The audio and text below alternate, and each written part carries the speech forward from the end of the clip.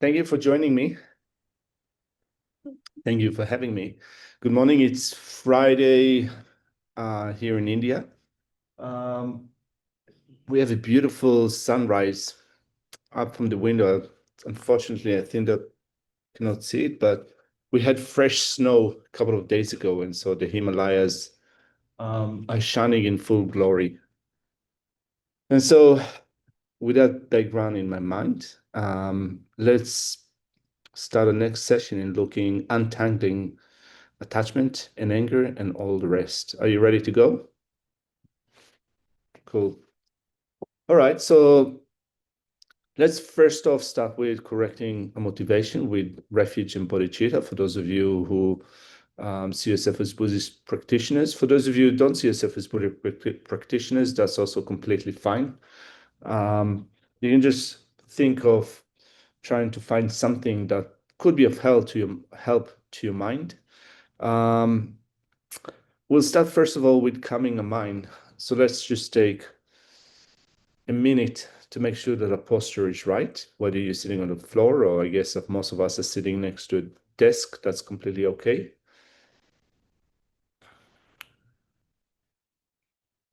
And trying to find a posture with the back upright, but not too tight, not stiff, but loosely calm, loosely relaxed.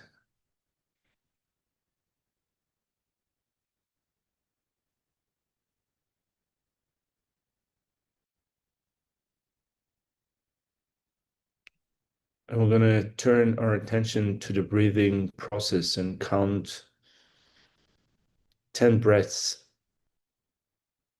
Each breath is an anchor for a mind, for a consciousness that can hone in and become more settled, more relaxed, focused. But trying to find the balance between being too tight and too relaxed for 10 breaths.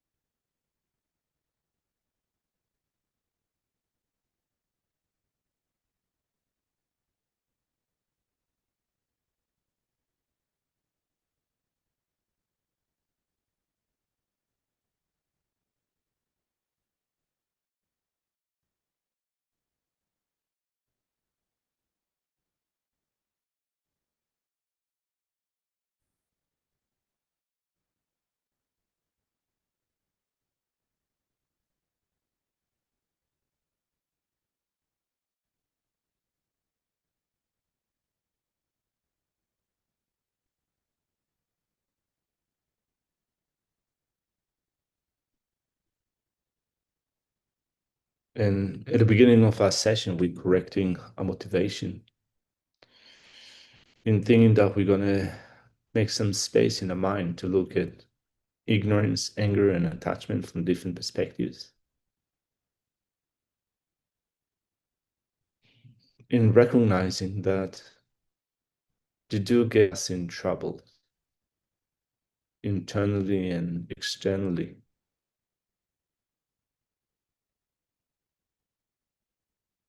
To give rise to mental unhappiness, to a sense of malaise from time to time. And if we can find tools for reducing anger and attachment, working towards our long-term goal to completely eliminate them, we're going to try to maintain an open heart and open mind. In listening to the teachings of Buddha, for us is the teacher, that from his enlightened mind,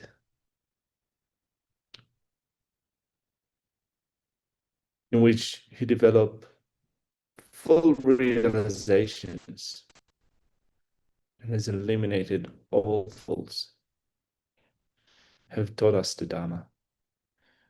And from the time of the Buddha up to the present day, we've had the Sangha, community of realized practitioners, spiritual teachers, contemporary masters like His Holiness the Dalai Lama and Situ Rinpoche, and Geshes and Kempos, and other practitioners alike that not only give us examples of how to put the Dharma into practice, but also inspire us in explaining exactly what we need to do in order to develop our mind. In keeping in mind that our consummate object of refuge would be a fully developed mind that we will develop.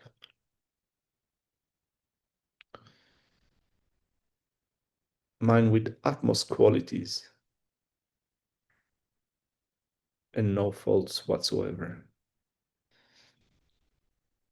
Our ultimate refuge would be the Dharma that we will develop in our mind.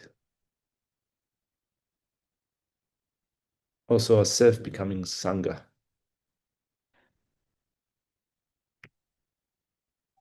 With exceptional abilities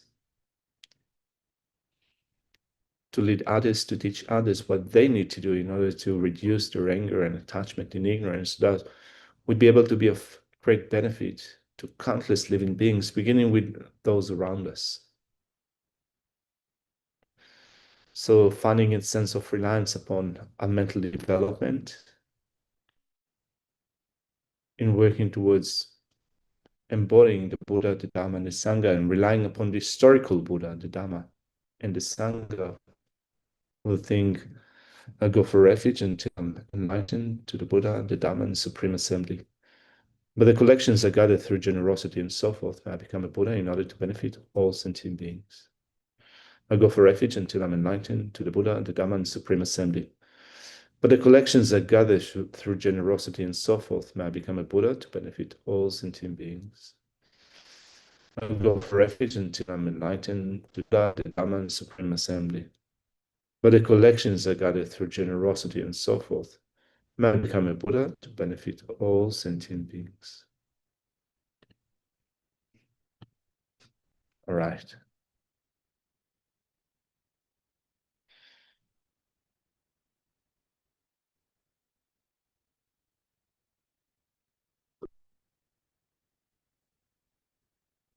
And so, in our previous session last week, we started to look at ignorance. We had, I think, an extended discussion of ignorance, and then we start to look at attachment. So just recapping what we spoke of in the previous session, we looked at anger, attachment, and ignorance, which form the very core of the wheel of existence of our samsaric cycle. And we spoke of ignorance being in that wheel embodied by a pig, attachment by a hen normally, but as I said previously, I'm totally fascinated by parrots, cockatoos, and such. So attachment and anger being symbolized by a snake. And we start to look at the different types of ignorance that operate in our mind. We spoke of ignorance of unknowingness. We spoke of ignorance with respect to conventional reality, like holding what is impermanent to be permanent, like, for example, ourself, our body, our possessions, our relatives, our relationships, and so forth. Holding the unclean to be clean. Holding that which is in the nature of suffering to be pleasurable. And that normally refers to the body that we have. Or you can also think of it in relation to others, but really on a personal level, we're trying to derive whatever pleasure, comfort, safety, well-being that we can have from the body, in thinking often that it can make It can be made perfect, pleasurable. But from a Buddhist perspective, we regard the body as the third type of suffering, pervasive suffering of conditionality, which means that the mechanism for things breaking down, causing us unhappiness in this and also future lifetimes, is ingrained within the body, cannot be avoided. Samsara cannot be made perfect. And so holding that which is in the nature of suffering to be pleasurable, and holding myself to be a permanent, indivisible, and independent entity. And then we also mentioned the most fundamental level of ignorance, which is ignorance with respect to ultimate reality. Ignorance which grasps an inherent, independent, objective, and truly existent reality. So we spoke about that in our previous session. We spoke of the process by which afflictions arise. First off, through ignorance, we develop incorrect attention to a particular object. We exaggerate positive qualities, but we can just as well exaggerate negative qualities.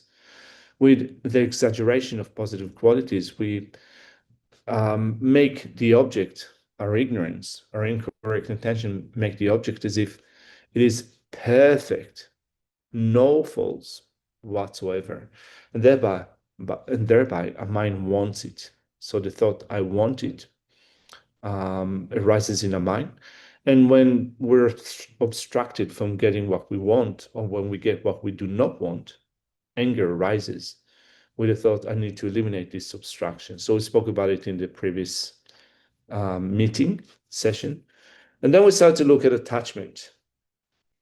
And as Tsongkhapa puts it quite nicely, attachment means noticing a pleasant or attractive external or internal object and desiring it. When attachment clings to its object and grows stronger, it is hard to tear ourselves from the object, just as it is difficult to remove oil which has soaked into a cloth. And then Mind's a Mental Factor says attachment is a mental factor that perceives a contaminated thing to be attractive by way of its own entity and thereupon seeks it. And so I think that this is what we've covered in our previous session. We also had a look at, we had a bit of discussion. I think that Lakme from last week asked some really good, couple of really good questions with respect to taking care of the people that are dear to us. And one thing that occurred to me after our conversation was that often people have that idea that the opposite of attachment is detachment, as if when we care for someone, we do that with a sense of attachment, so that if we were to be really good and solid Buddhist practitioners, we need to do the opposite thing, which is to be detached. And so one good thing to recognize is that detachment is not the opposite of attachment. I mean, maybe linguistically it is, but in a spiritual practice, we still want to care about others. Actually, it's not that we want to care, we need to care about others, particularly from the point of view of the Mahayana tradition, where we seek to become perfect. We seek to become Buddha in order to be of benefit to other sentient beings. If we become totally detached from others, in that sense, we stop caring about others. That's totally the wrong way. No, we're not going in the right way. But not only in the Mahayana tradition, also, I'd say in the Theravada tradition, we also need to develop a great sense of care for others. After all, the four immeasurables, may all sentient beings have happiness and the cause of happiness. May all sentient beings be free from suffering and the cause of suffering. How can you do that without caring about others?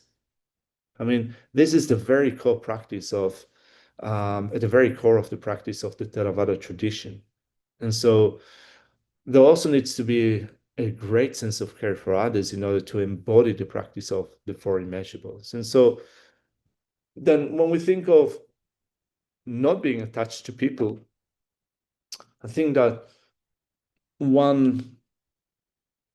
maybe one perspective of this lack of attachment to people is to think that I really care about that person, not because they make me happy, not because without them, there's no way that I can be happy, not because they help me or they benefit me in one way or another, but I really want to care for that person because they're just like me. They're seeking happiness and well-being, and every moment of their life they want to be free from suffering, from pain. And so when we think about becoming kind of opening a heart to the great degree of caring for others, because this is what they need, this is what they want, rather than this is what works for us, this is what benefits me. Then rather than developing attachment, we're becoming completely, it's busy or interested in the welfare of others. And long term, it makes it easier for us to care for others.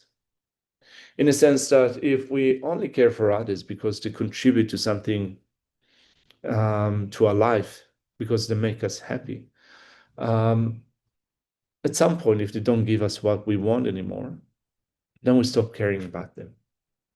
Or we find it more difficult to deal with problems, with issues when they arise. And so we spoke about caring for the people that are close to our heart, particularly when they get old. For us, by the way, it's very difficult to separate between love and attachment.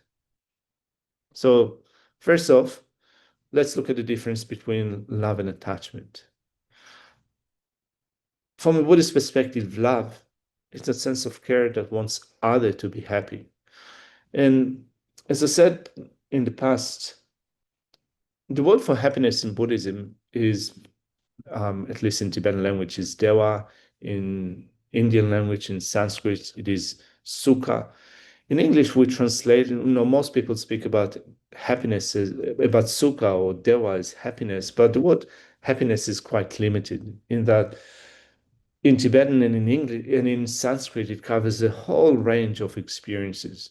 So sukha includes being well physically, being comfortable, having that sense of ease. Of course, experiencing pleasure, that also sukha. But most significantly in our mind, happiness, well-being, a sense of ease, relaxation, being mentally healthy, all of that is covered by the word dewa. And so when when we think of wanting others to be happy, it's wanting others to be just that, to have all that range of experiences. And we want them to have that sense of experiences because this is what they want, just like what we want. So this is love. And I guess that you're not new to that, but all of us have that sense of love to, first and foremost, to our children. I guess that many of you here, um, present at the moment. Hi, Helen. Many of us that are present here at the moment, are parents. And so that I think that this is something that we can relate to on a very fundamental level, that sense of care for our children, without thinking that I'm caring for them because they make me happy. Of course, sometimes or often we want them to make us happy. Love that parents have to their own children is untainted. The sense of love and care that we have with others, to others, often it is tainted by a sense of attachment. And it does not mean to say that, therefore, we should stop loving others. Definitely, it does not mean that. What it does mean is that we have that seed. We have seed, we have the foundation for developing selfless love and care towards others. And in our day-to-day practice, if we can reduce the degrees of attachment that we have and focus more on love, that will make it much better. But we work with what we have. So if currently our love and attachment are mixed up between ourselves and the people who are close to our heart, we're stuck with that. It's good. We'll develop more love and less attachment. And so, as Lakme said, caring for others, particularly in need, is not an easy thing to do. Particularly when a parent or a partner or someone that is close to our heart is aging and we need to spend more time with them. It is difficult emotionally. It is difficult on a practical level. So we do our best. we do our best. And of course, we live a life that is busy. Particularly, I think that over the years, over the centuries, living in the US or living in Europe or in other places around the world, many people have moved away from a traditional way of living in which families live together in a very kind of, big communal living. So it makes it more difficult to care for others because we need on a personal level, to spend more time, more effort without much of a support network to care for others. So it makes it more difficult. And we feel, I guess, more guilty about not being able to care for others, for the people that are close to our heart in a deep and fundamental way that we might have liked to. But I mean, this is part of living in our society sometimes in the 21st century. So we also need to cut ourselves some slack from time to time to be gentle with ourselves and also gentle with others. And so, and as I said in the previous meeting, I was not able to do much of that for the sake of my parents. So I really appreciate the people that do have the ability to do that. So yeah, thumbs up.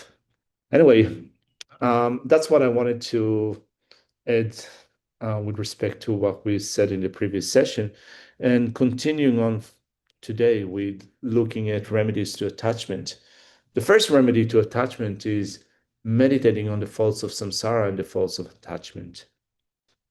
Then we have also other remedies, such as meditating on impermanence, meditating on the unattractive aspects of the object, meditating on selflessness, meditating on generosity. And here, when I say meditating, it might seems to be that we necessarily need to then go into a very deep and very solid meditation session. We need to find, a place in a house or somewhere else to sit cross-legged and to meditate on remedies to attachment. But in fact, that's only one part of meditation. The word for meditation in Tibetan language is gompa, and it carries the sense of becoming more habituated with a particular thing. And so when we train our mind in a spiritual practice, we develop new habits. And the evolution of new habits can be made possible when we go for a walk, when we drive in a car, when we just sit somewhere in a park on a bench and think about a particular thing, think about remedies to attachment, or think about reality in particular. And so meditation occurs in many different ways. And so when I say to begin with meditating on the faults of attachment, Leonard with you in a second. Um, Meditating on the faults of attachment, we can think of attachment causing suffering, attachment causing disturbance of inner peace, attachment being responsible for a sense of dissatisfaction, attachment motivating negative actions and so forth, and preventing us from attaining the state of liberation and enlightenment. And I will elaborate on that in a minute. I just want to have a look at what Leon um, put on the chat box. Meditating on the unattractiveness of the object is interesting. I haven't tried this yet, but I'll try it later on. So I'll say a few things about meditating um, meditating on the unattractive aspects of the object. But let's first of all look at the drawbacks of attachment. Um, and so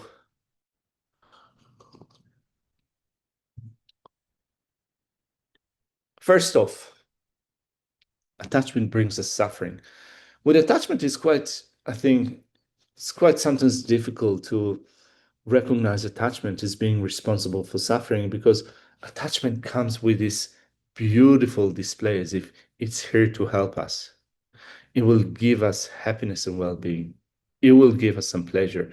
And it is true that with attachment, there's some level of happiness and pleasure and comfort that we can experience. Hey, I'm attached to chocolates, I'm attached to kicking back and relaxing, to enjoying myself. I mean, all of us, I guess, are attached to different levels of enjoyment in our life. And so Attachment tells us a story as if it's here to help us out. But when we look at the long-term effects of attachment, we can first of all recognize that there's always the sense of disquiet happening in our mind and telling us the story that we need to become busy about something in order to get the happiness that we seek. And so there is a sense of, as I said in the previous time, sometimes it's like the deep sense of thirst that arises in our mind that cannot let us have some peace and relaxation.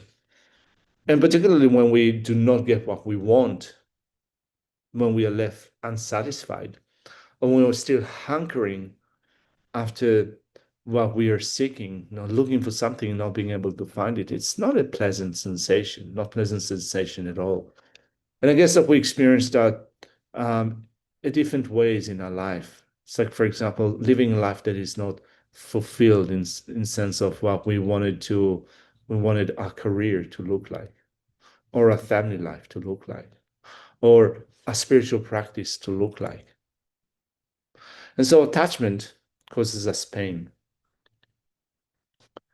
Feeling pain when we do not get what we want or when we lose what is dear to our heart.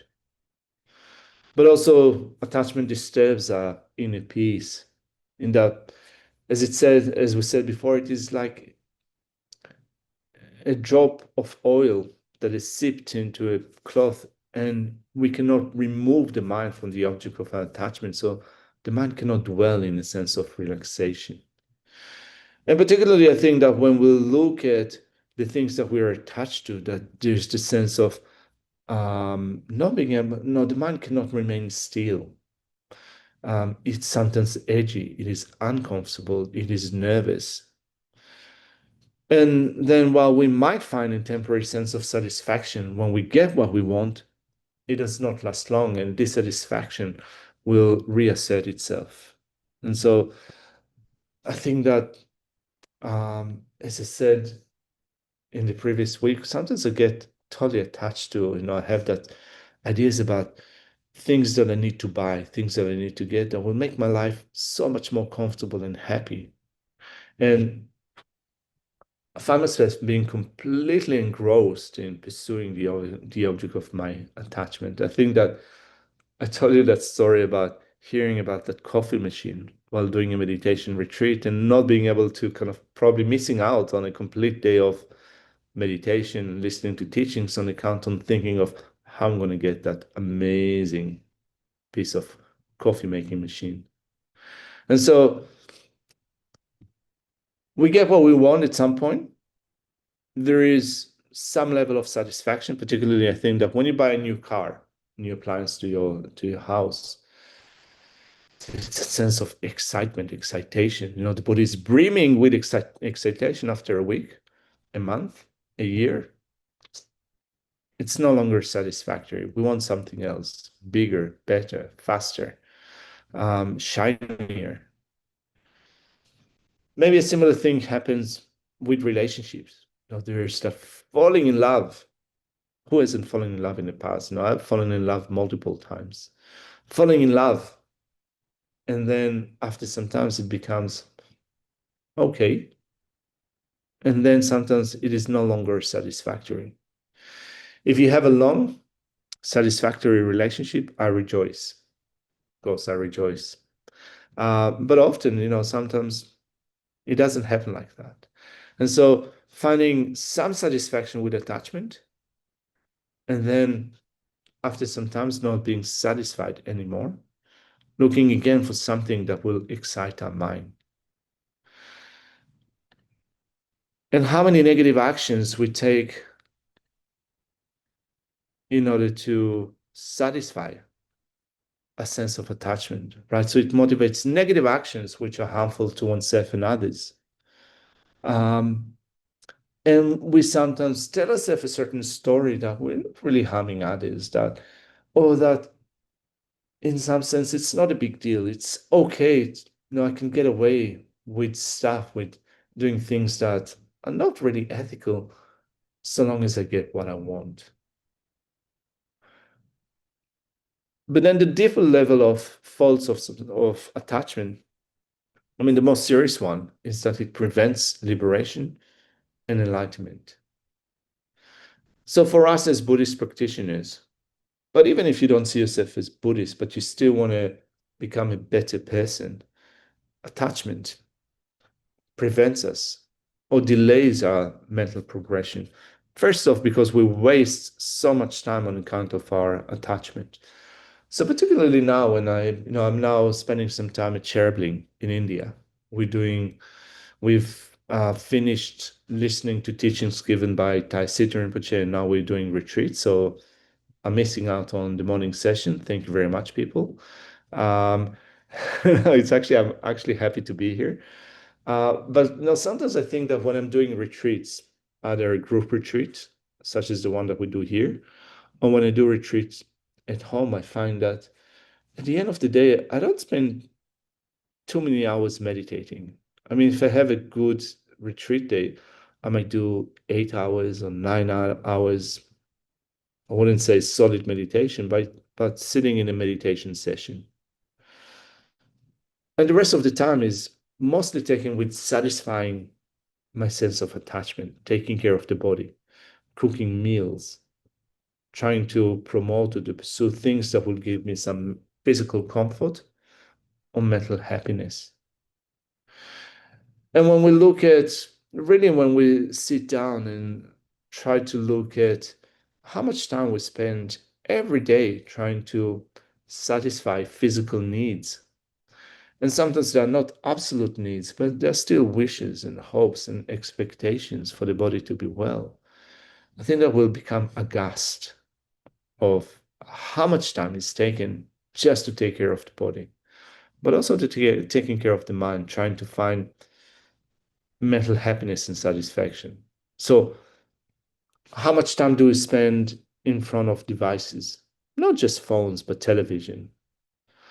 I mean, watching something at night or during the day, binge watching something. I mean, unfortunately, or maybe fortunately, I don't have enough time to do it, but no, I've had my own share of binge watching, um, or spending some time on our devices, phones, just kind of scrolling another clip and another clip, or looking at Facebook or looking at other outlets of social media. Now there is a sense of dissatisfaction in our mind, and we're seeking for something to make it more pleasant, to make it more interesting. And so we waste a lot of time in pursuing a sense of attachment. But also, I mean, putting aside those trivial things, we also have the sense that if only, for example, I make I create a life in which I experience abundance, I will have enough possessions and money that I can set everything aside, sorry, and live a life that is happy and comfortable. But also, maybe I'll be able to spend more time in doing spiritual practice. And do we get to a point in our life when we think, I have enough? It's very difficult. I guess that some of us do, and many of us don't. And so spending a life in being busy with work, with making money, with getting more, with buying a bigger house, buying more furniture, more appliances, means that we live a life that is more complicated. We have to take care of our bank account. We have to take care of our money. We have to take care of our house. We have to take care of the different things in our possession. In Australia, for example, there's such an outdoor lifestyle. Now, I've been living in Australia for the past 20 years, and it's so common to go for a walk in just a normal suburb and to see that there is a small boat parked in front of a house, um, a boat, a caravan, a big car, two of them, and so forth. And when I look it up, for me, kind of a thing that there's such an idea, myth of an outdoor way of living, but people really need to work hard in order to sustain that. Not only they have to work hard in order to sustain that, how much relaxation and good time they get through using those things. I mean, definitely to get some, I think that definitely get some satisfaction and happiness and living an outdoor way of life. No, I'm not um belittling that, but also I think that in the great scheme of things, we spend a lot of time and energy in maintaining that. And so our attachment causes us to waste a lot of time. If we can make our time, our life less complicated with having less possessions, less attachment to possessions, I guess that we'll find other things to do with our life, particularly for me, from a spiritual practice. If I reduce my sense of attachment, definitely I'll be able to spend more time in developing my mind. So for me, it's still work in progress. Just going to get a piece of tissue. Bear with me for a second.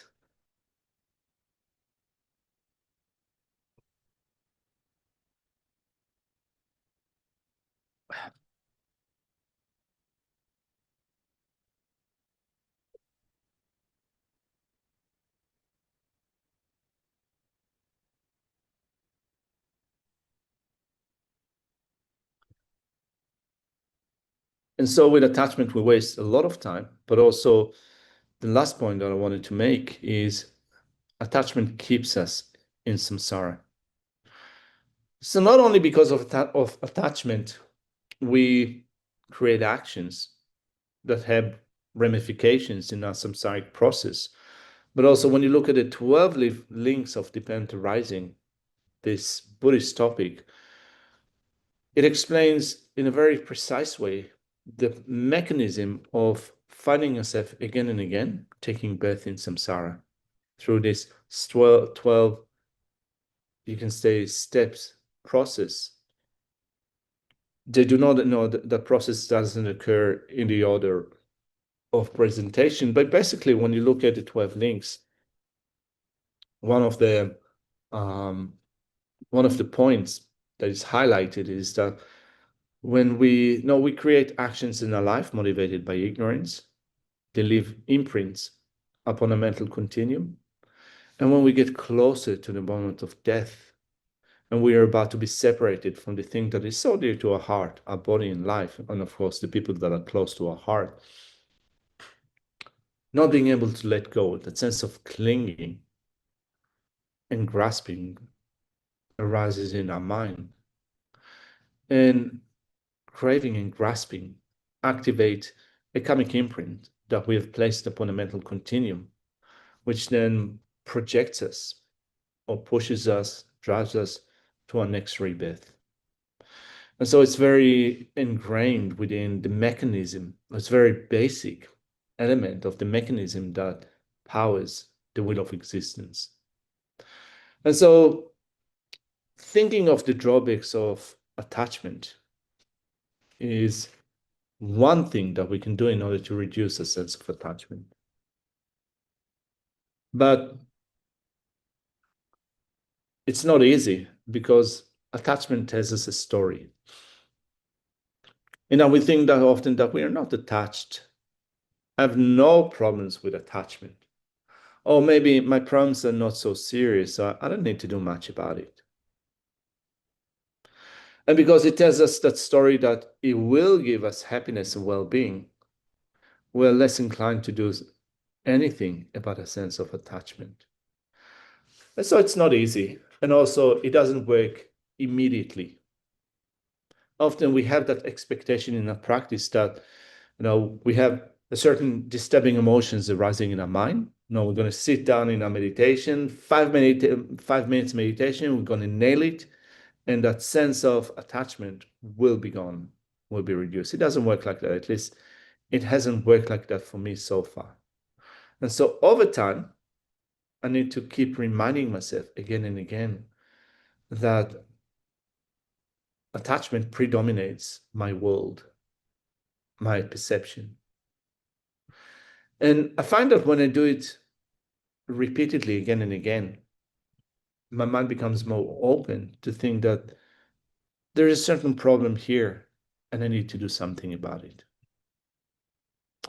And when I say that there is a certain problem here, it's not that sense of self-criticism in which I come to see myself as um, a really terrible Buddhist practitioner, but it just kind of it shades some light on my blind spots and thinking that I still need to know, I think that I still need to go a long way in working on reducing my sense of attachment. And so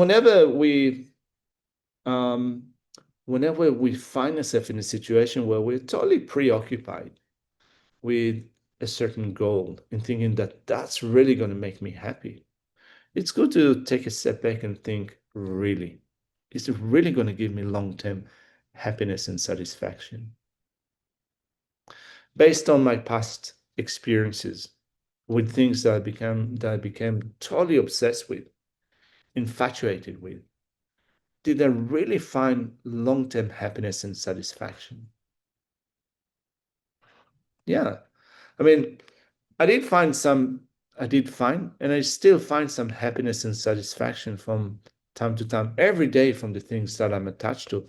But it never gave me long-term happiness and satisfaction because I'm constantly dissatisfied with what I have, not in a painful way, not in a way that is unbearable, but I can still feel that my mind is not quiescent, it's not relaxed.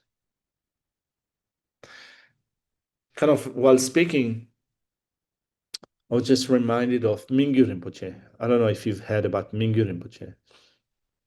He's one of the foremost, I think, meditators of our lifetimes. Of course, there are many meditators that we don't know of, that we haven't met, many of them that live in seclusion, exceptional practitioners. But I think that one shining beacon of spiritual practice is Mingyur Rinpoche.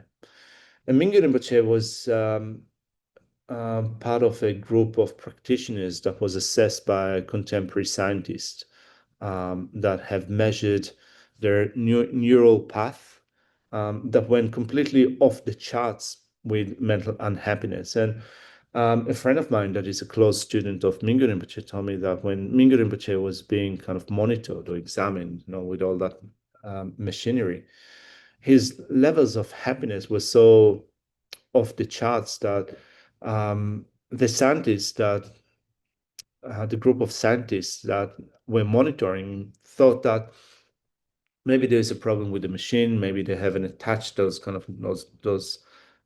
cables, sensors to his head in a proper way. It was totally off the charts. And so Mingyur Rinpoche is someone that at some point in his life he gave up everything that he had and went off doing a retreat that is called in Tibetan um, chadrel, or giving up all mundane activities and pursuing only spiritual practice. He lived a few years as a mendicant, walking from place to place in the Himalaya, meditating in caves, in faraway places.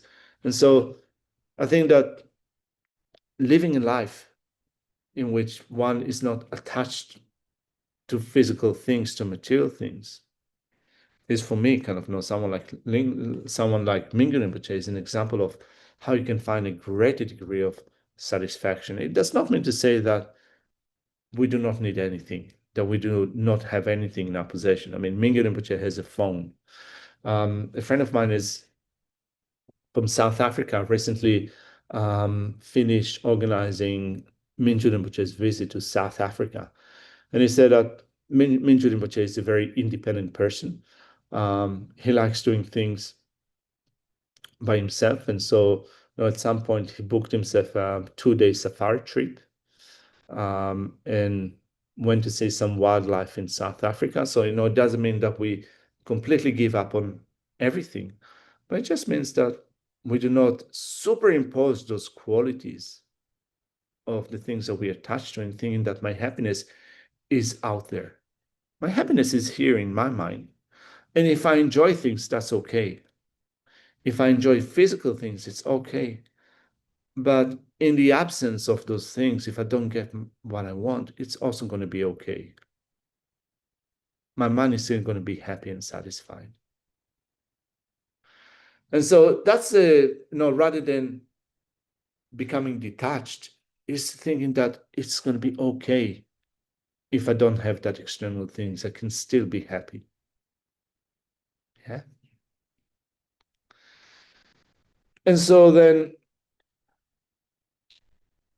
another thing that I wanted to mention, or another antidote, another remedy to attachment, is meditating on impermanence.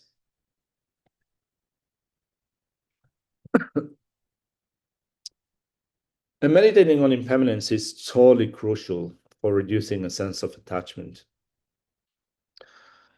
With a sense of attachment, we know when attachment dominates our mind, we think that if only I get an object that I'm attached to, it will give me long-term happiness and satisfaction.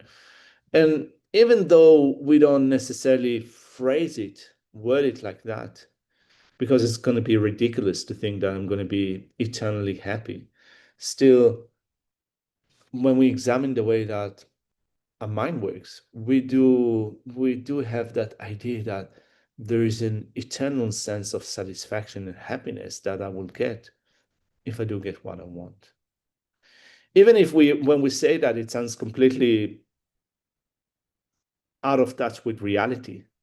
Still, internally, when we start to look at how we feel with a sense of attachment, there is that presentation as if we're going to experience eternal sense of satisfaction and happiness and well-being.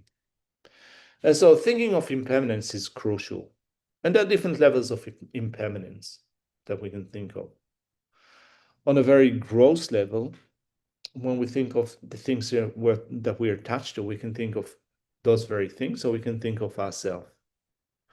So when we get attached to physical things out there, object of the senses, those things that we think that this is what's going to give me long-term happiness and satisfaction, we don't think of them becoming old, breaking down, losing their vitality, so to speak. I mean, how much happiness or that sense of excitation is there when we get a new car? I mean, I never owned a brand new car, but I had a couple of second-hand cars. But I still have that, when sometimes from time to time when I think of wanting to have a car, which is totally ridiculous. I mean, if for me, I don't live in one place. I haven't been living in one place for the past 3 years, and before that, living in Australia at Chimresic Institute, my schedule was such that I was still traveling at least 3 months a year. So having a completely brand new car is not a necessity. But sometimes I do find myself kind of kicking back and relaxing and thinking that how wonderful it would be to have like a completely new car that smells new, completely like no out of the plastic wrappings. After some time, it's no longer exciting. But then things break down. It loses its value. You have to take it to see the mechanic. You need to feed it with petrol or electricity or what have you. It's a physical mechanism. It is bound to break down at some point and will make you not only no longer satisfied, but also it creates problems in our life.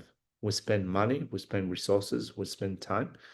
And there's also worry and heartache that we get when we think of those physical things that break down. And so thinking of kind of becoming aware of that, yeah, it might be nice, but also on long term, it will give me problems because it changes from moment to moment. It breaks down from moment to moment. There is a mechanism that is based on physical things, on atoms and molecules and compounds and parts, which are put together, assembled together. So definitely it will break down. So thinking of that level of impermanence, that's one thing. But also thinking of ourselves is also vital. Thinking that I myself also am subject to death and impermanence. We don't want to think about death, but it is part of who we are as living beings in that samsaric cycle. We are, at some point, we will die.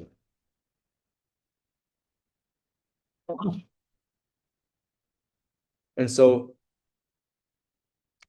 in thinking of how much time we spend in pursuing the objects of our attachment, and then thinking of our impending death, thinking that is it really going to make me happy forever and ever after if I'm going to die in a month from now, or in a year from now, or in 5 years from now? Do I really need to get so busy 24/7 in maintaining, keeping, holding what I'm so attached to? Or in thinking of death and impermanence, I can reorganize my priorities to make more room for the things that are really important. Things that are really important are, for example, the people in my life, wanting to have a meaningful connection with the people in my life, or wanting to make meaningful time in my spiritual practice. This is what's important to me. So when we think that, no, we think that first off, death is inevitable. I will die one day. And every moment that passes is getting me closer and closer to the time of my death. And I spend so much time in chasing after object of the senses with a sense of attachment.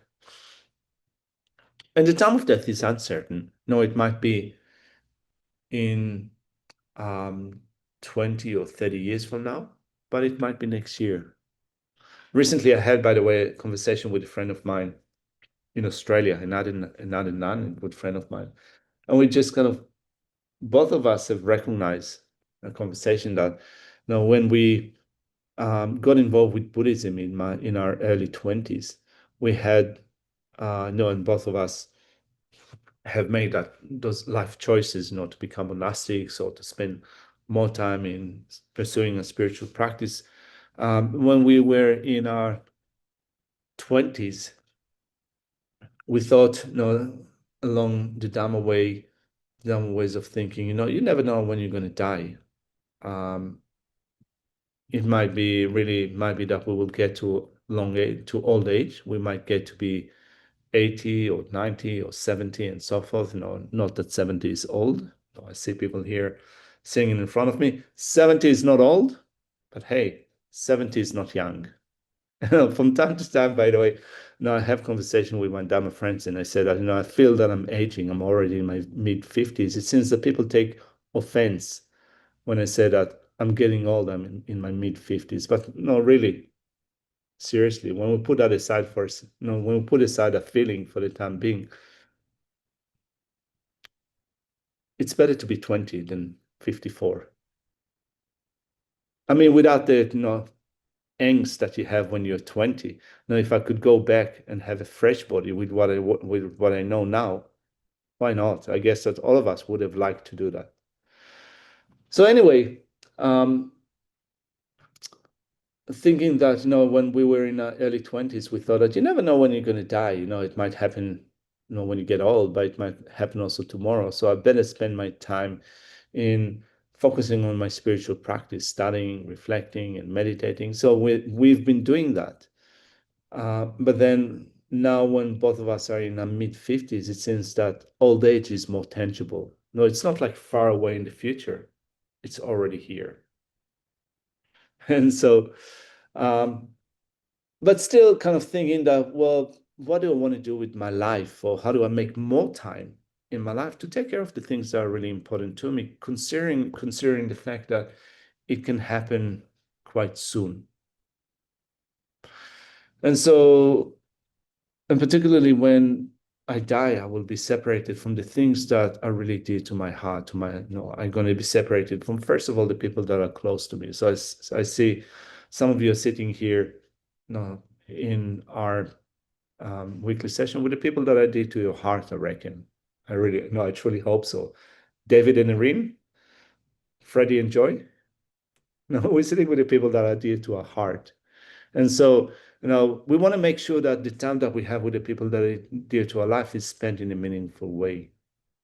And so, if we do, I think, make room in our life, reducing some sense of attachment with being preoccupied with external things, we'll have more time to spend with the people that are dear to our heart. But it doesn't have to be physical time. It can be also having the mental space to have a meaningful relationship. It's like spending time with another person doesn't mean to say that we always need to talk to that person. Being silent and making room for the other person, to just do their own thing is also caring for the other person. Being comfortable with that, without a sense of attachment, thinking that if they're happy and thereby I'm happy, and thereby contributing to a life that is more meaningful, that's good, that's okay, that's wonderful. And so thinking that at some point I will be separated from the people that are dear to our heart, to my heart. And therefore, I want to make our relationship meaningful. I don't want to hold on to anger, to blame, to grudges, to feeling that I'm not fulfilled. Actually, I want to kind of make sure that for the time that we still have in our life, let it be full of happiness and love. Yeah. And so I think that when we think about it, when we think about death and impermanence, we reorganize our life, we reorganize our priorities, and make sure that we have a better relationship with others. But also then I think that also when we think of our body changing from moment to moment, through the process of aging, we recognize that what works for us now, what gives us happiness now and satisfaction, might not be the same in 10 years from now, in 5 years from now, in 1 year from now, because our body is changing, our mind is changing, we're changing as human beings, and therefore we shouldn't always be assuming that it will always, whatever we're attached to would always bring that sense of enjoyment and satisfaction. So what do you reckon? Do you agree, disagree?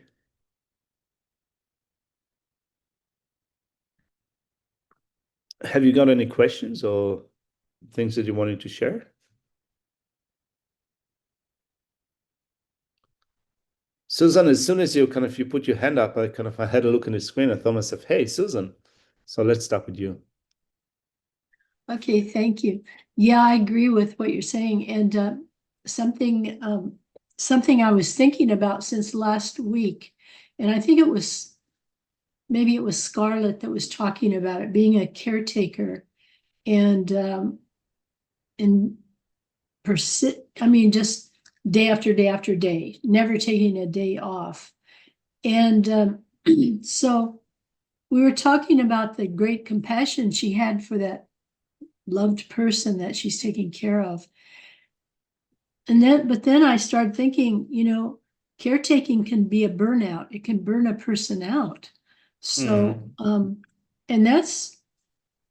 maybe that's a form of attachment, because we get attached to taking care of the person, bound by loyalty to that person and love for that person. And it causes us to, no, I cannot back off from this. I have to take care of them, be absolutely committed to it, to the point we harm ourselves. And so that is a kind of attachment induced by loyalty and love. So it's very subtle, and it's actually dangerous to a person. I've seen it in my own family. One of my very close relatives taking care of his loved one for 8 years while that person declined and then died. This person had a nervous breakdown, and that was hard. That was really hard to cope with. So anyway, yeah, I was just thinking of the subtle nature of attachment. Yeah, I agree with you that there's a lot of burnout in taking care of people of great need, and I think that the different ways to I think mitigate or reduce the danger of burnout. As I said earlier on, it seems that because we live a life that is more that is moving away from the traditional way of living. When I say traditional way of living, kind of throughout history, people used to live with their families. We have moved away from that. When we do need to take care of the people that are close to us, it just makes it more demanding and more difficult because we don't share that load with others. That's why we have aged care and so forth. So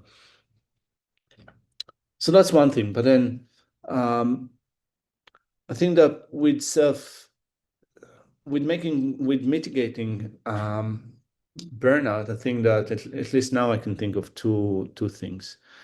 Maybe one thing that could help is trying to develop a genuine sense of kind of a more genuine sense of caring for others with less focusing on ourselves. Now, I'm not saying I'm careful about saying that because it might seem as if I'm saying that you have burnout because you're selfish. This is not what I'm saying, but I think that long term, in our interactions with others, if we condition a mind to think of, I want to, I'm caring for the well-being of others, it might make it easier to deal with difficulties. So that's one thing. But also, just as important is knowing when to take a break. And so, not always kind of taking a break is possible, but there is some time that we need to spend in self-care and caring for ourselves. And it's okay to do it. Particularly, we have, I think, it's like we have a note from Shantideva permitting us to do it. When Shantideva, a great Indian master, taught Shantideva's Guide to Bodhisattva Way of Life, in the 7th chapter that teaches joyous effort, Shantideva teaches the 4 powers that we cultivate in developing joyous effort. And we can apply them also to our daily life. No, it doesn't necessarily have to be always being like a religious practice, a spiritual practice. It can also be applied to other things that we do in our life. And definitely we can approach taking care of our dear ones from a spiritual perspective. We can turn it into a spiritual practice. So Shantideva says that in order to develop joyous effort in doing what we do in the positive things, we need to first of all have conviction or trust in the working of karma, to trust that what we do is a positive thing. We're doing a positive work that will yield a positive result for ourselves and for others in the future. So we need that power of conviction. We also need to be realistic about our expectation, what we expect from ourselves, and also what others expect us to do. We should only commit to things which are in our ability, because committing to things that are not in our ability is putting ourselves in a spot in which we will fail. So, it's a general description. How it applies to, for example, taking care of someone that is close to our heart is more challenging from time to time, but really being realistic with ourselves with respect to what we can do and what we cannot do could be useful in terms of feeling less guilty, not having that sense of pain when we don't live up to our expectations.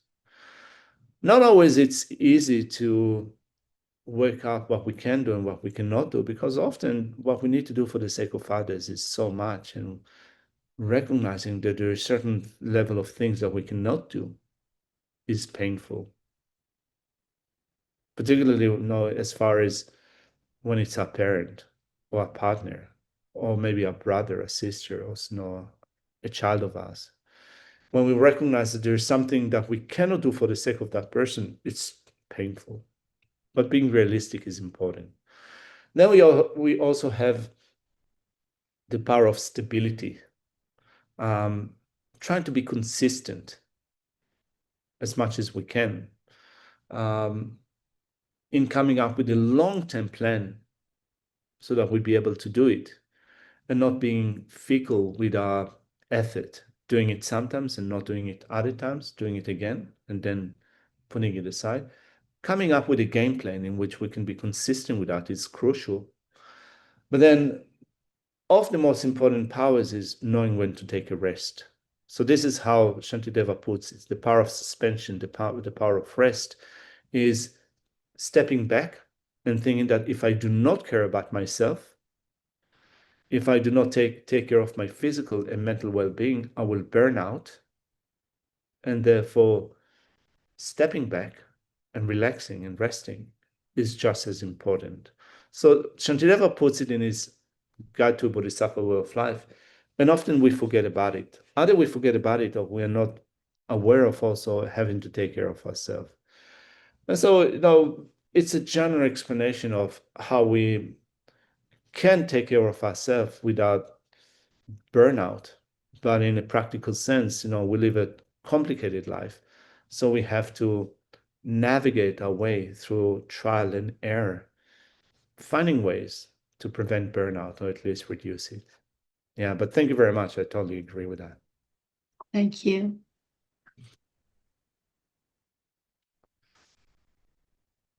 All right.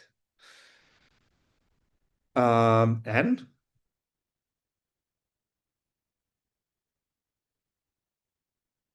Anne, if you can unmute yourself.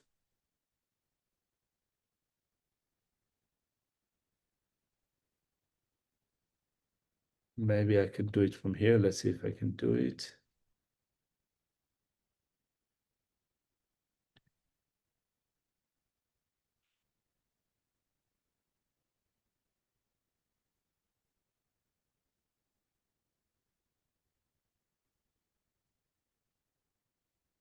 It seems that your computer does not want to unmute.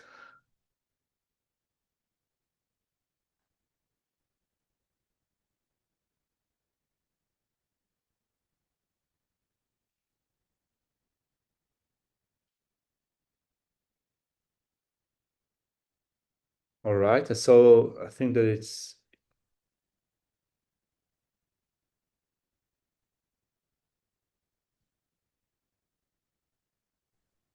Okay, all right. I think I got it. Yeah. Thank you. Cool. I was just wondering if you could talk about tainted love and attachment. The mixture of love and attachment.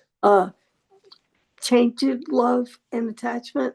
All right. Yeah. And so I think that in general, in our relationships with others, love is mixed up with attachment. I mean, there's no way to go about it. This is what we have now. It does not mean to say that we need to then stop loving people because it's mixed up with attachment. But we start with that. We start with recognizing that often the love that we have to others is mixed up with attachment. And currently, there's not much that we can do about it, in the sense that it is present. We're so used to it that it will not go away in a flick of a finger. And so focusing more on cherishing others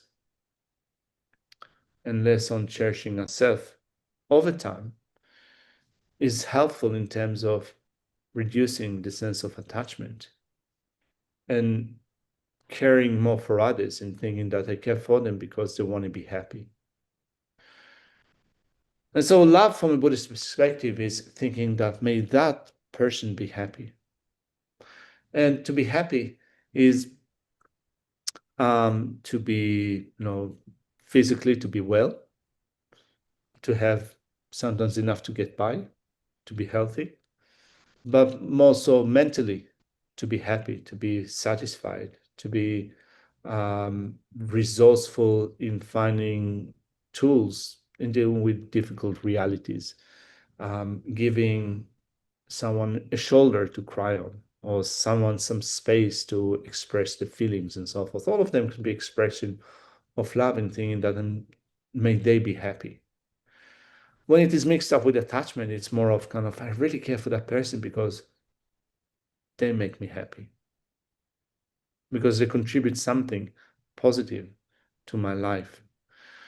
And so that's love that is mixed up with attachment. Does it mean that it's terrible?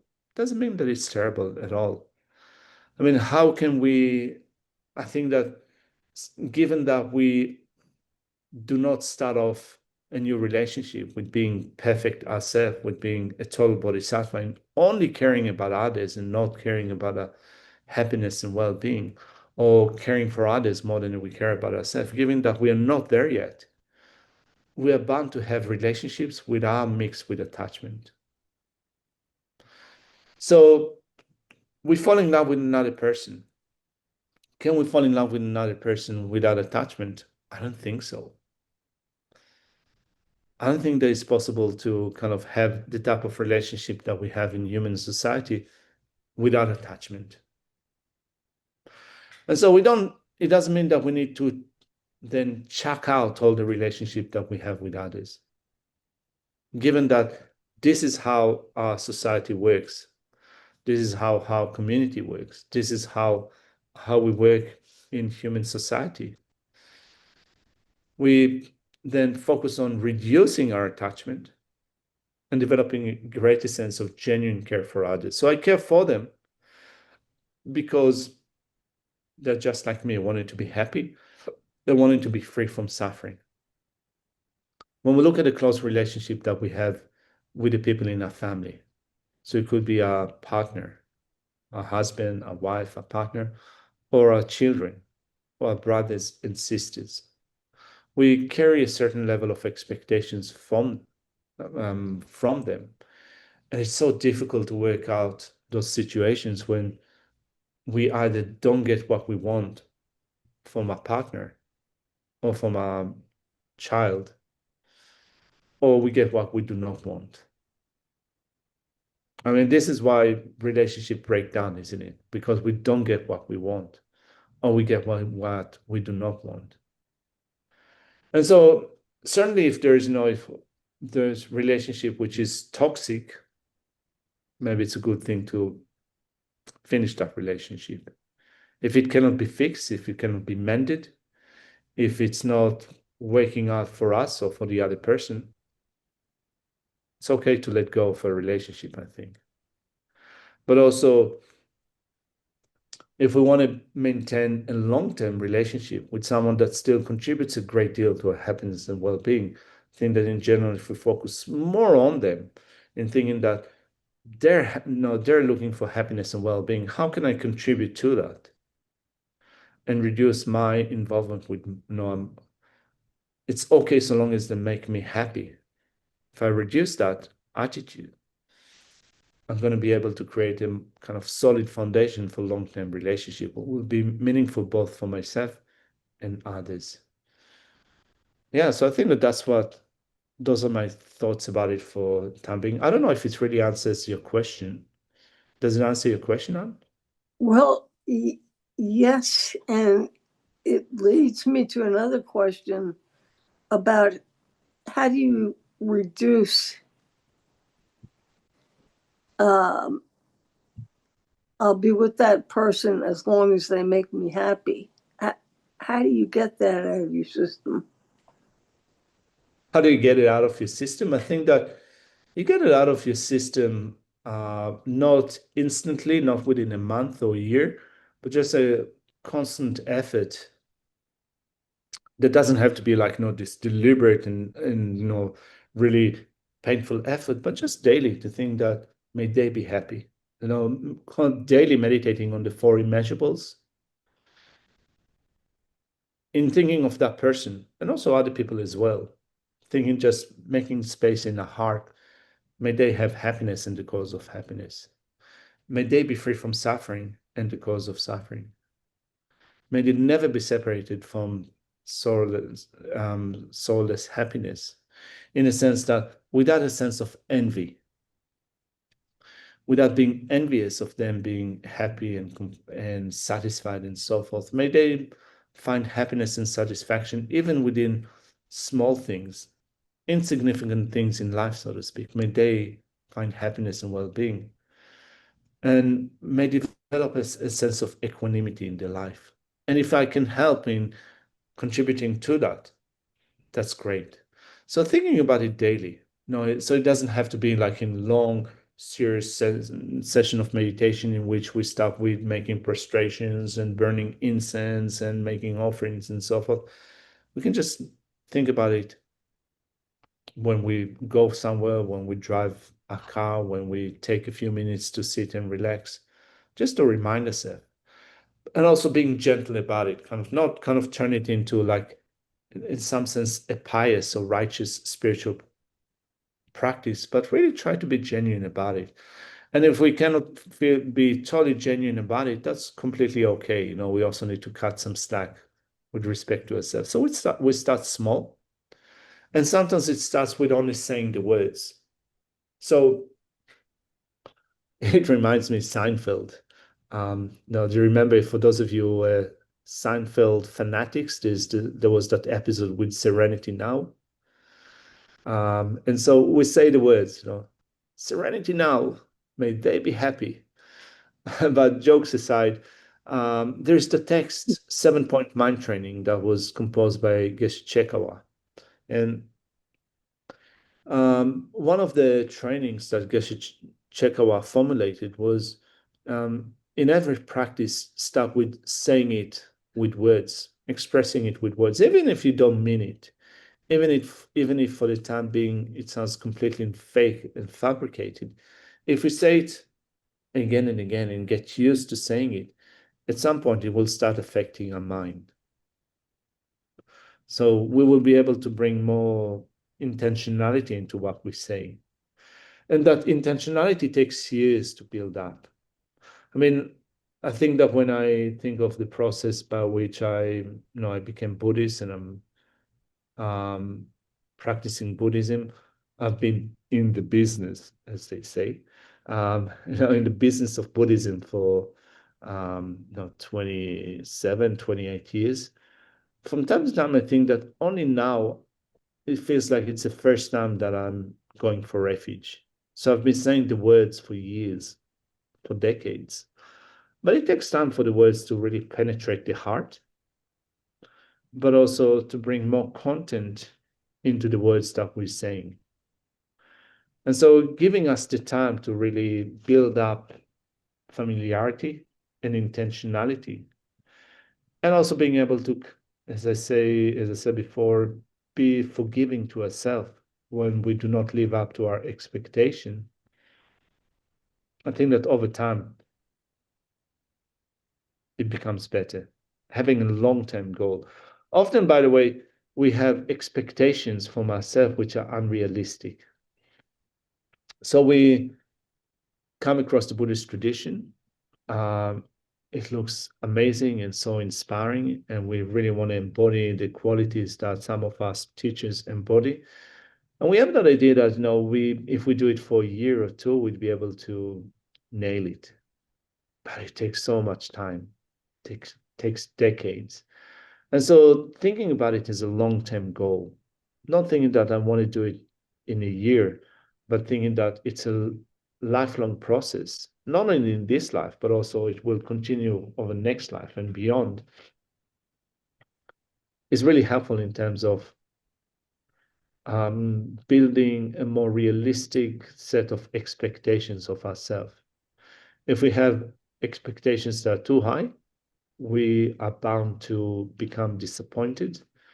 And then we might think that if I haven't been able to really separate out attachment and love, have a completely genuine and untainted sense of love, if I haven't been able to do it within 1 year or 6 months or 2 years, it means that it's impossible to do it. And therefore, if it's impossible to do it, maybe I should give up. Maybe I should do something else. It happens when we have expectations that are too high.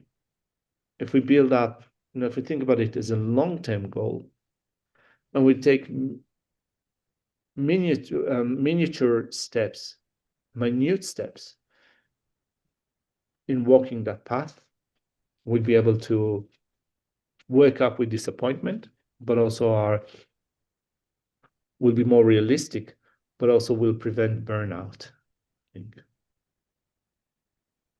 Thank you so much. No worries. And so we have about 10 minutes left, and I want to maybe I'll get to the point where I think that someone asked about just a second, meditating on the unattractive aspects of the object. I haven't tried that one yet. Okay. And so this is actually a little bit challenging. It's a little bit challenging because when you look at that explanation in Buddhist literature over time was mainly written by men. Not only mainly written by men, was mainly written by monastics. And the approach that it took to meditating on the unattractive aspects of the object was mainly focused on how a monk should behave or should wake up with sexual desire. So it is explained in a very graphic way sometimes. And I think that it gives the impression that it's only applicable to a certain type of sexual desire. But I think that just as well, if we become creative in our mind with our approach to meditating on the unattractive aspects of the object, we can take that explanation and apply to other areas in our life. And so from a point of view of a Buddhist monastic, Shantideva, in his guide to Bodhisattva way of life, spoke about the way of reducing attachment to the body and thinking of the unattractive aspects of the body. And so when we get into a new relationship, I think often we would like to be noble about relationship and think that we're falling in love with another person because we like them for who they are, not because we're being also attracted to them physically. It might happen, but I think that in most cases, sexual desire, sexual attraction is part of our relationship.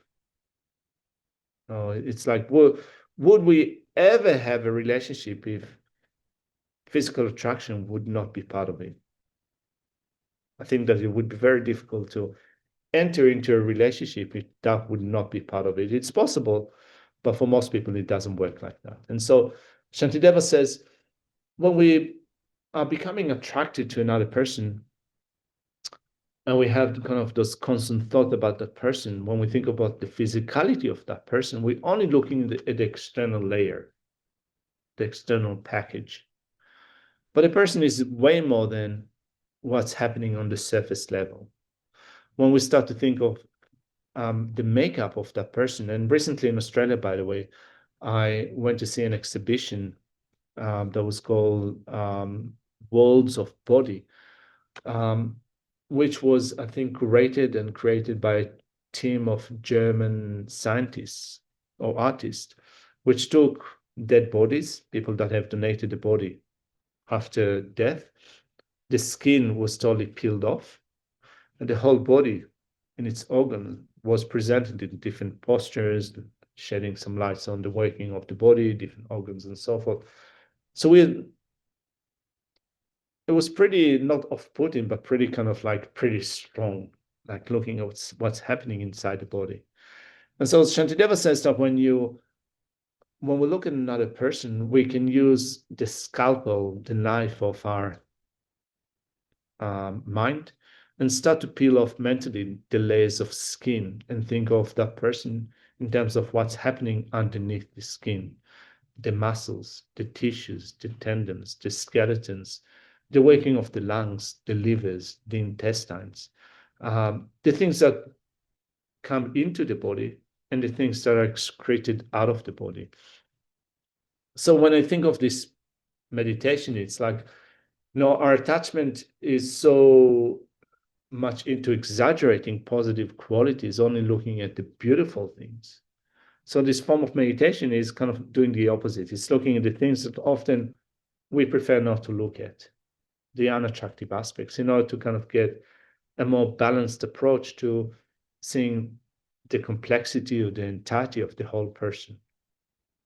So for a monastic, it might be, or not just for a monastic, for everyone, it might be helpful in terms of reducing sexual desire or kind of that strong sense of attachment. But maybe when you're in a long-term relationship with another person, maybe it doesn't work that much anymore. But still, we can think of other things that we're attracted to. Like, for example,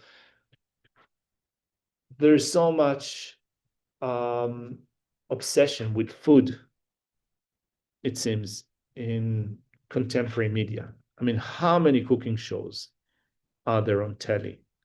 MasterChef and My Kitchen Rule and this and that. No, when I have good friends in Australia and I stayed with them this time in my recent visit to Australia for a couple of months. Every day, TV is on for at least 1 hour watching cooking shows. People are so obsessed with food. And so, no, maybe one way of thinking of the unattractive aspects of the object when we think about food is thinking of, well, yeah, it is food. There is a certain experience of sensation which is totally limited to the mouth cavity. How long does food remain in this cavity? A few seconds? Half a minute? Once it passes the tongue, the mouth, that's it. The experience is gone. Of course, there is that soothing sensation of not being hungry. I mean, that's okay. But with this obsession to food, kind of, it's just limited to that short-term experience that we have in our mouth. And then this biological chemical process kicks in, which we prefer not to think of. I mean, I hate spewing. I just hate vomiting. No, I don't like to think about it. I don't like to smell it. I don't like to see it. It's like I don't do it very often. I do it from every few years, unfortunately. But it doesn't look nice. Doesn't feel nice. Doesn't smell nice. I mean, and I'm just speaking about vomit. I'm not speaking about the other things, poo and such. And so when we think of just the things that we are so obsessed with, I think of being creative about meditating on the unattractive aspects of the object can be helpful in terms of reducing that sense of attachment. And it can also be with other things in our life. We can think of, for example, environmental degradation in terms of being so attached to material possessions. What's the environmental effect? What's the byproduct that they produce, waste and so forth? How detrimental it is to other people in our planet. So I think that for me, at least, it's being more creative with things and thinking of the unattractive aspects of the objects, which go beyond just thinking of meditating on the unattractive aspects of someone's body. But also just as well, we can think about it, not only thinking about it in relation to someone else's body, we can also think about it in relation to our body. And that we try to make our body perfect. We shower it, we pamper it, we wear creams, ointment, and so forth. We spend some time on working on having a beautiful hairdo. I do it from time to time. And so, yeah, the body is just a putrid mechanism, as someone says. So finding, finding also looking at our body, thinking that it cannot be made perfect because there's so many things happening inside, outside, and so forth. Yeah, it doesn't mean that I need to completely give up and neglect my body, but just be reasonable about it. Yeah.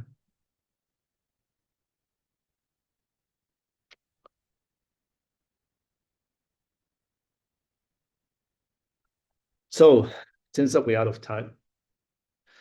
And I'm so often blissfully ignorant and delusional about what I can do within a session. I always prepare way more than what I think that, what is actually practical. So although there were a couple of other points that I wanted to mention in relation to the antidotes of attachment.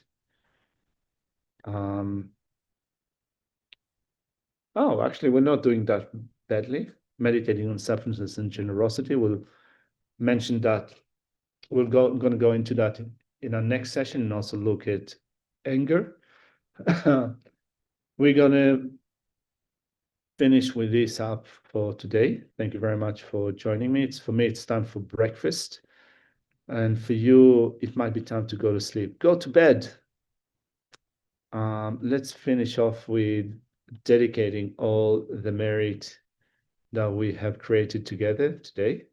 I'll just open this file. All right. So we can think that if we found some points that spoke to us today, spoke to our heart, we can think that we're gonna try to hold on to them and from time to time to think of them, so that we would be able long term to create a state of mind that is more focused on the well-being of others and also the well-being of ourselves, and less being carried away by attachment that robs us of, first of all, free time, but also a great degree of discrimination of what is the things that is better to do long term in our life, so that we'll be able to be of more benefit to ourselves and others. So with that in mind, thinking that we're going to hold on to that, we're going to think that we're going to use whatever positive potential we've created together in order to continue to develop bodhicitta, the mind of enlightenment, in thinking, may the supreme jewel bodhicitta that is not arisen and rise and grow. I mean, that which is arisen not diminish, but increase more and more. And also thinking that due to this merit of listening to the teachings, thinking about them, having that conversation between us, also thinking of people in our life or the things that we do, thinking about them in a positive sense, may I quickly attain the state of the Guru Buddha and lead all living beings without exception into that enlightened state. So thank you very much, people. Thank you very much for everyone that came along. Thank you very much, Shella, for coordinating and cracking a virtual whip, making that happen. And thank you for all the people from Thubten Nobuling that make this platform possible for us to meet and share some Dhamma exchanges. So hope you have a great weekend ahead of you, and we shall meet next Thursday. Thank you very much.